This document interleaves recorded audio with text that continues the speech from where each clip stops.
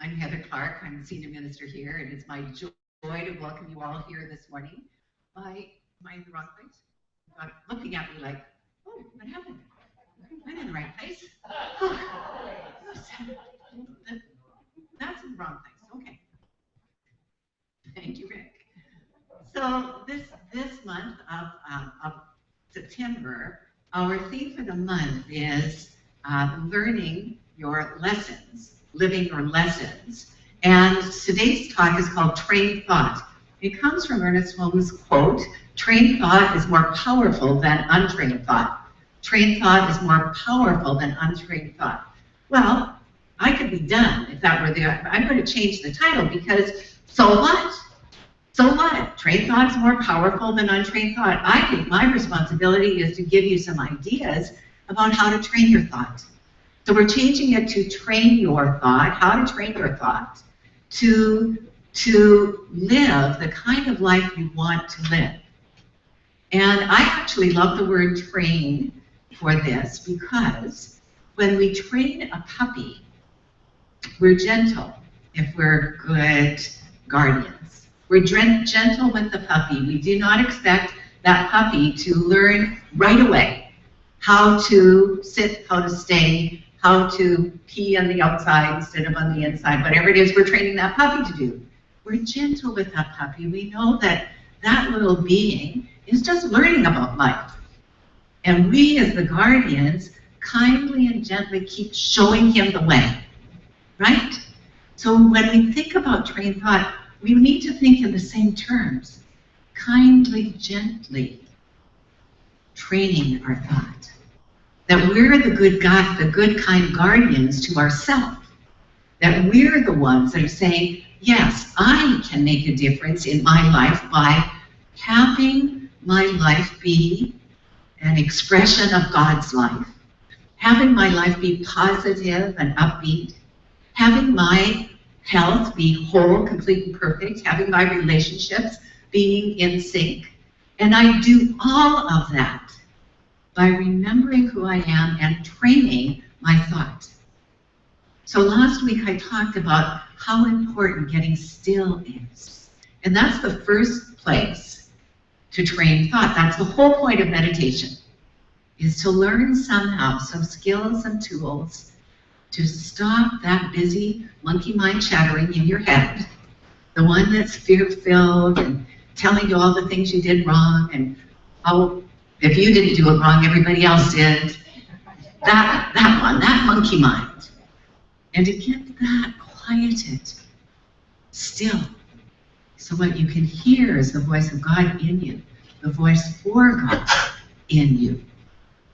That voice that tells you and shows you the way to live a happy, productive life.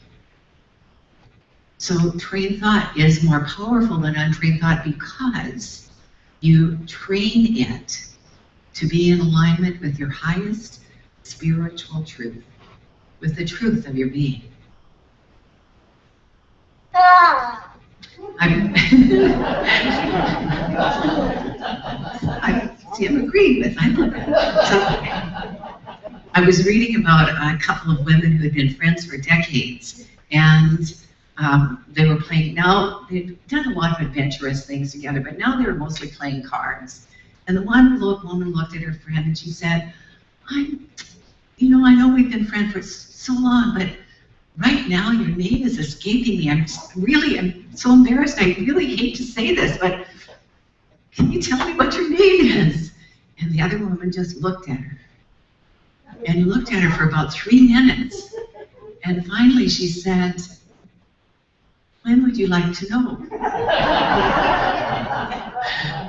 So sometimes we train ourselves along the ways of race consciousness that says things like, as we grow older, we're going to grow forgetful.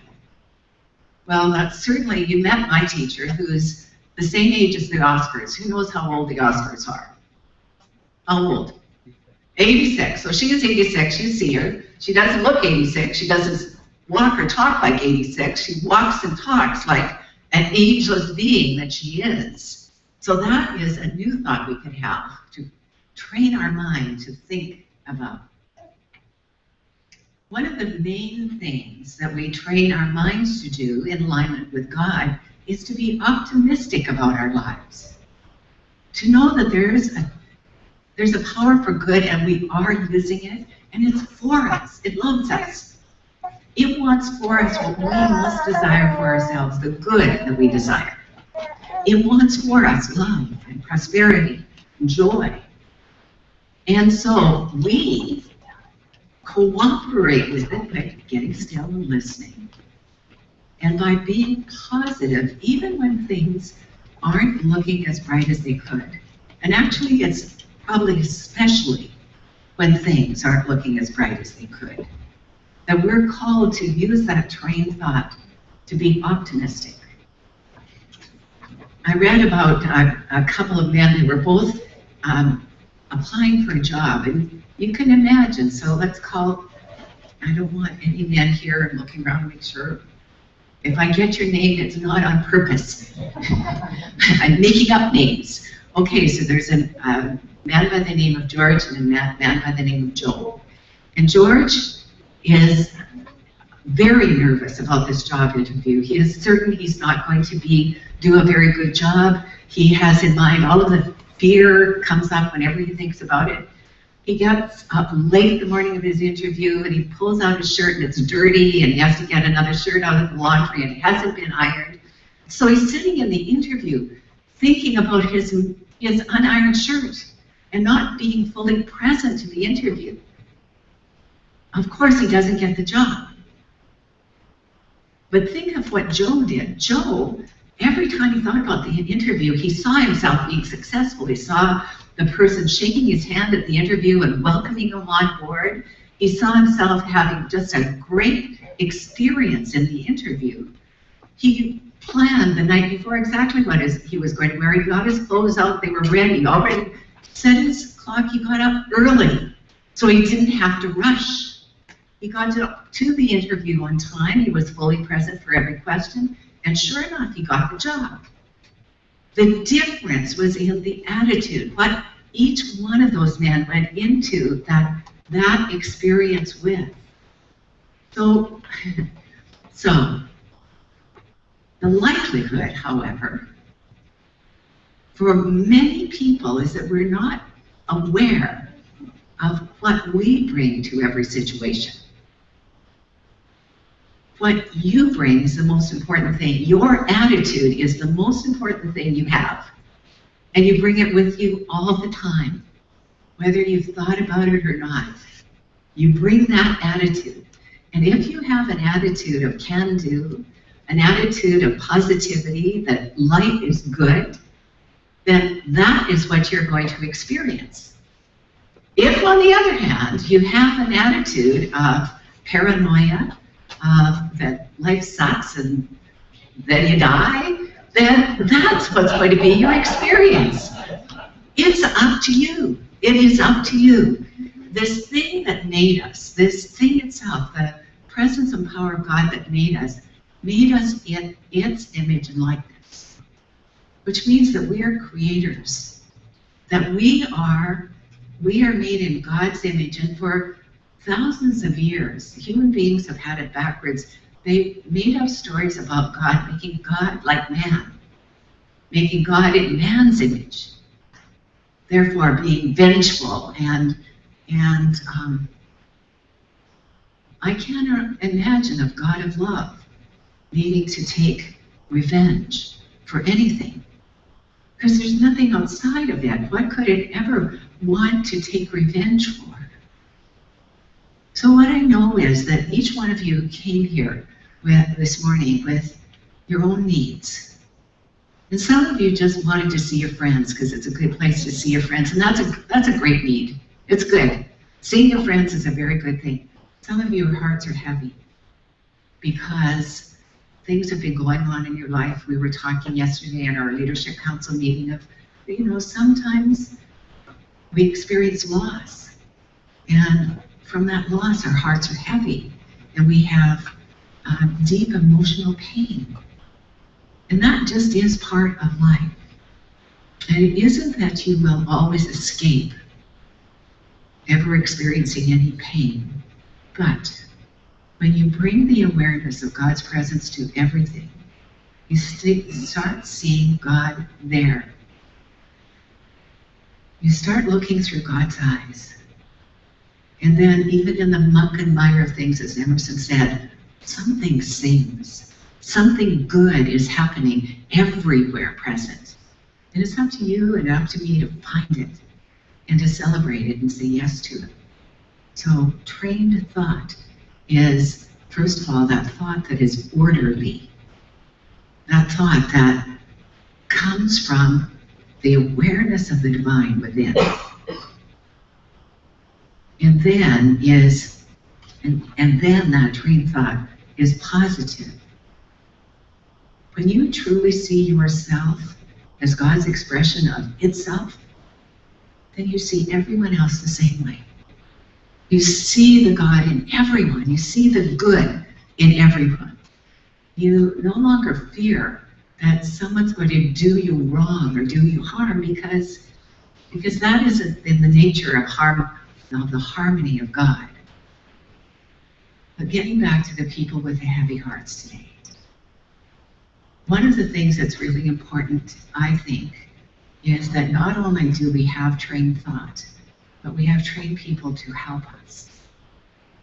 So in a center like this, we have ministers, practitioners, and lay people that are trained in the art and science of affirmative prayer. Being able to listen, and listen past your story to the truth. To listen with compassion to what is going on. And to know for you, even in the muck and mire of this moment, there's good happening. There's good for you. Emma Curtis Hopkins, the teacher of teachers, Ernest Holmes' teacher, and Emma said, there's good for me, and I ought to have it. There's good for me, and I ought to have it. Let's say that together. There is good for me, and I ought to have it. Now, when something happens that your heart's heavy, or you're filled with fear, if you would just let that mantra move through your mind, there's good for me, and I ought to have it. Or God wants me to be happy, to be loved. Or everywhere, God is in every spot I am. I can't imagine a spot where God's absent. So even in that pain or in that darkness, in those shadows, God is. God is right now where you are. So it's about training our thought to see good, to see God, training our mind to speak good. One of the articles I read last night about this was an article about attitude.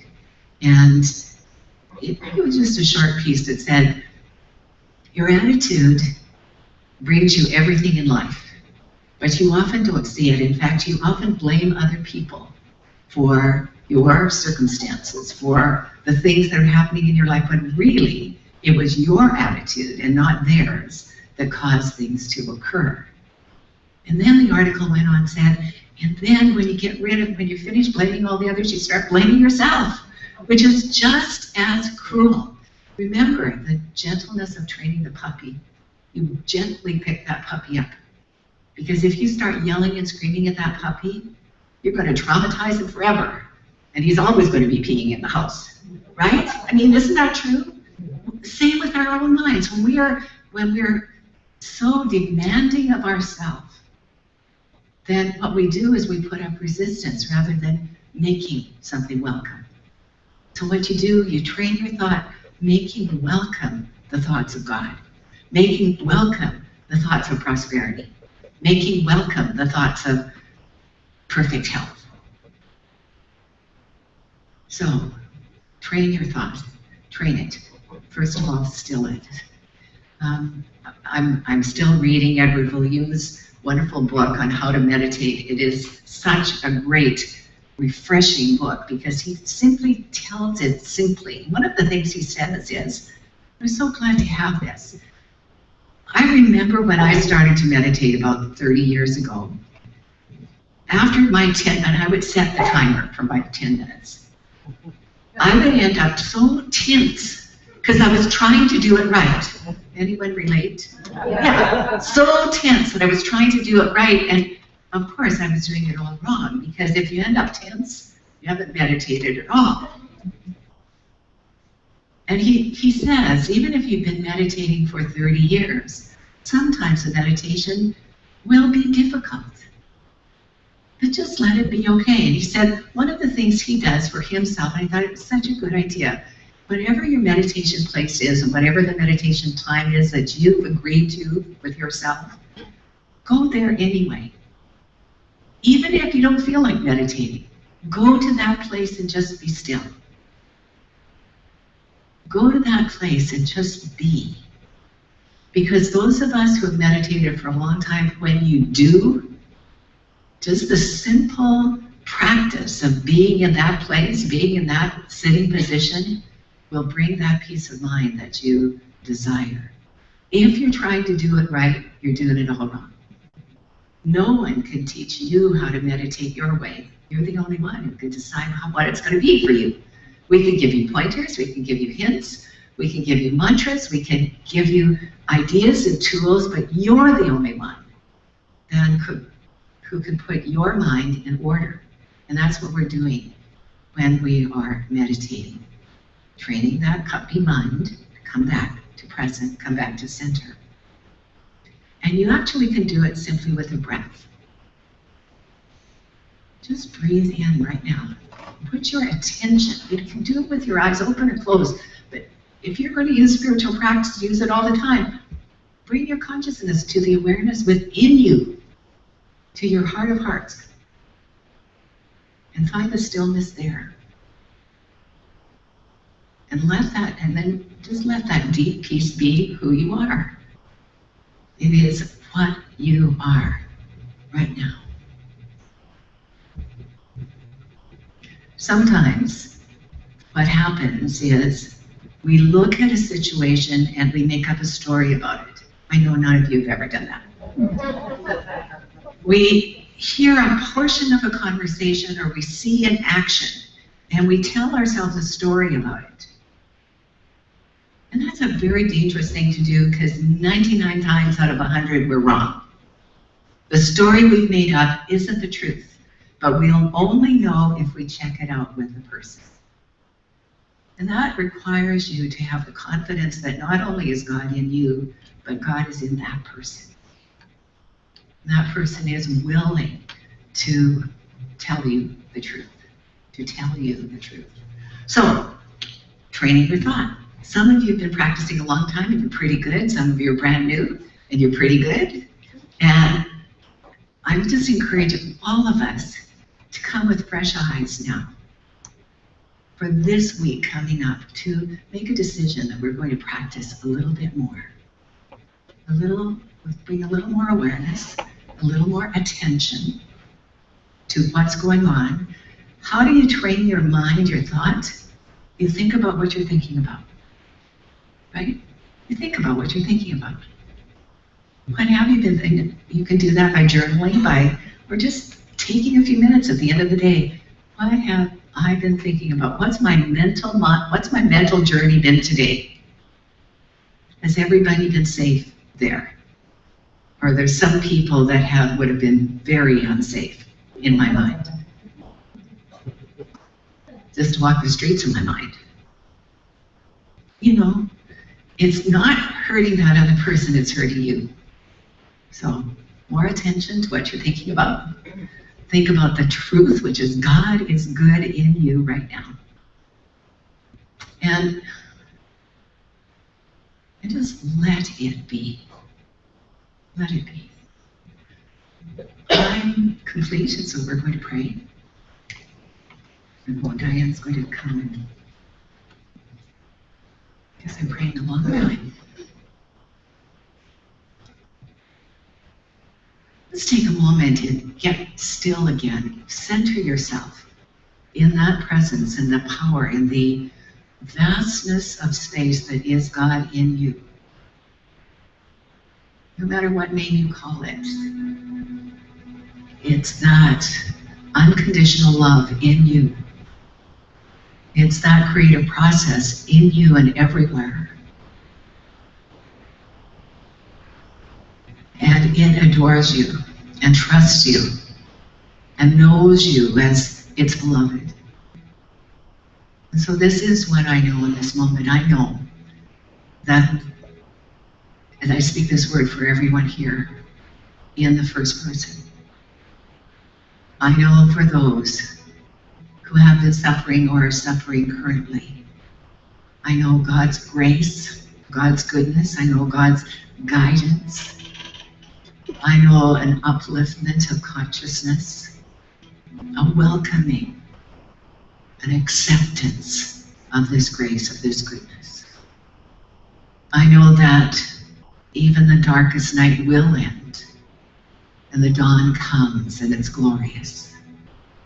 I know for each one that each one has people to walk with in this dark night of the soul. And each one has someone to celebrate with in the dawning of the new day.